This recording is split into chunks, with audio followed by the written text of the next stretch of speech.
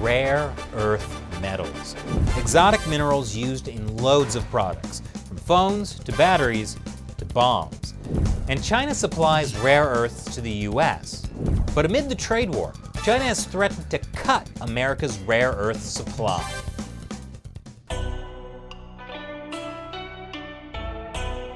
Welcome back to China Uncensored. I'm Chris Chappell. What do lanthanum, neodymium, and yttrium have in common? Other than being your ace in the hole during your next game of Scrabble, they're all rare earth metals, also known as rare earth minerals or simply rare earths. There are a total of 17 rare earth metals on the periodic table. Rare earth metals are used in everything from batteries to cell phones to precision-guided missiles. Rare earths are quite distinct among themselves within that family, but one of the characteristics that they do all share are these fantastic magnetic and conductive properties. For example, if you combine neodymium with iron and boron, you can make a powerful permanent magnet. Those magnets can be used in things from small headphones to big motors. And one country dominates the market for rare earth metals: China.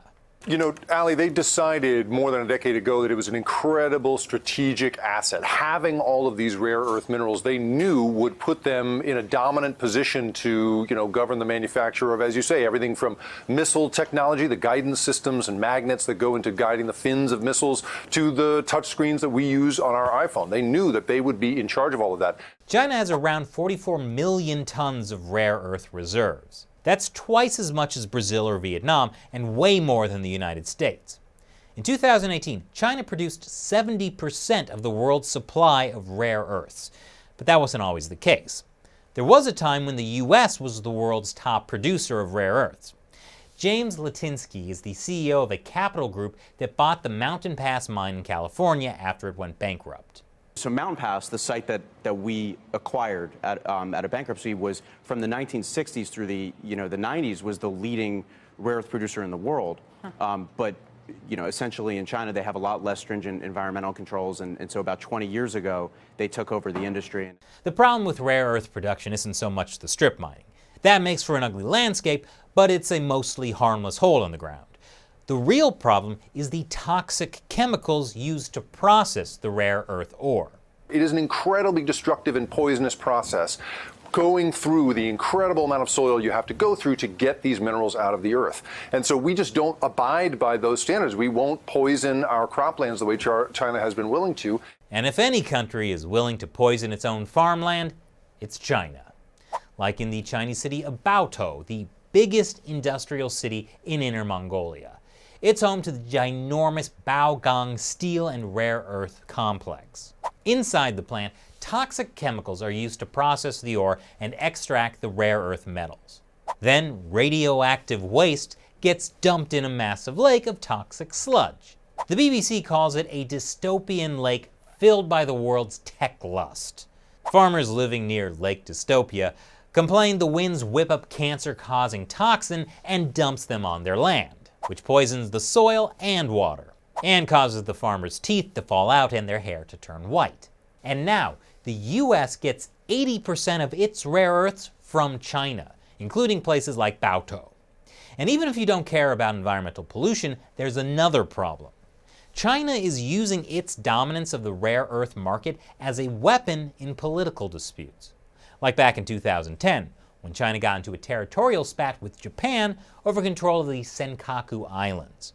In retaliation, China hiked rare earth prices 10 times for Japan, the world's biggest buyer of rare earth metals. 100% of our rare earth minerals come from China.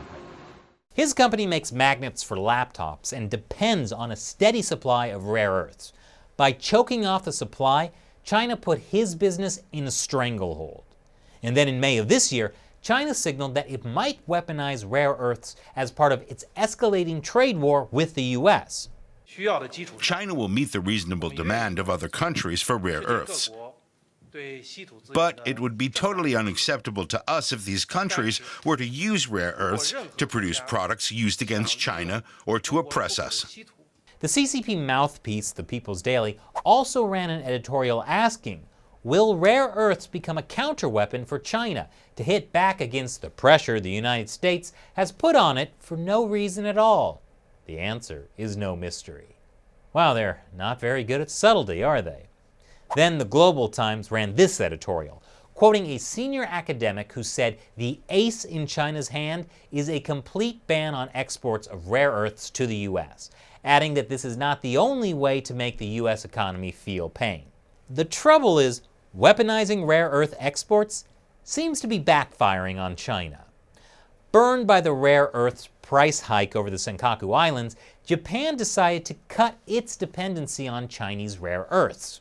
Japanese government with Japanese company will collaborate together to looking for other countries like Vietnam, Mongolia, and Central Asia, Kazakhstan. And then last year, Japan discovered a huge underwater deposit of rare earth metals that will last for centuries.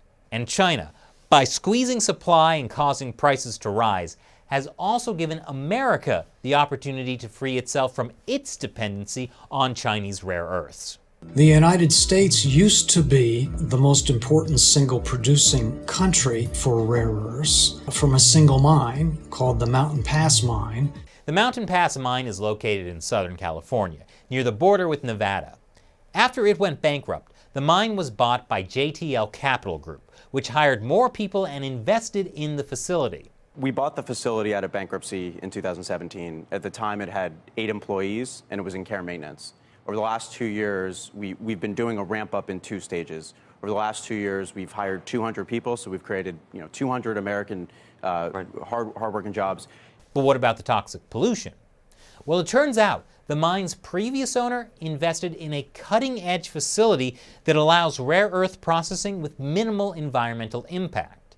One good thing they did is that they spent $1.7 billion building a state-of-the-art, environmentally friendly facility. Right now, the plant only makes a rare earths concentrate that it ships to China for processing. But within a year, its owner says Mountain Pass will be fully decoupled from China. At that point, we will be fully self-sufficient from China and one of the major global producers in the world. So it turns out, by weaponizing rare earths, China may have inadvertently shot itself in the foot. By restricting its own exports market, it is helping the U.S. become rare earth self-sufficient. And by shifting the refineries to America, it's also better for the environment. This is what I call win-win non-cooperation. So what do you think about how China's weaponizing rare earth exports has backfired? Leave your comments below. Once again, I'm Chris Chappell. See you next time.